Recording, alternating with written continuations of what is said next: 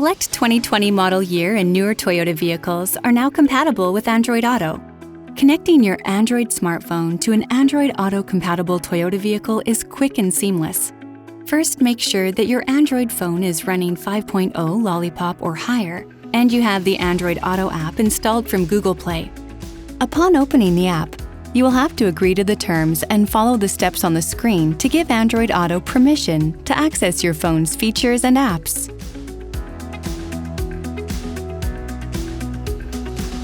Once this is all set up, you can begin the pairing process.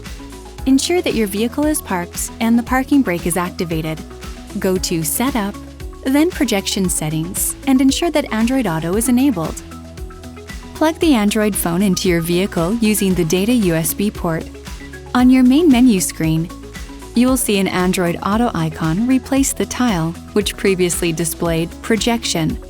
Once you touch this icon, you will enter into the Android Auto interface. If you did not enable Android Auto in your vehicle settings, you may see a pop-up on your vehicle screen when you plug your phone in. The message will ask you whether you would like to connect to Android Auto. If you select Off, your phone will charge, but it will not connect to Android Auto. Please note that you cannot use Android Auto with more than one device at a time. For a distraction-free driving experience, use the Google Voice Assistant to complete your commands. To access, hold down the voice recognition button on your steering wheel until you hear the prompt. If enabled on your phone, you can also say, "Hey Google," and complete your command once you hear the prompt. If you'd like to access your other connected services, simply toggle back to Toyota using the exit icon.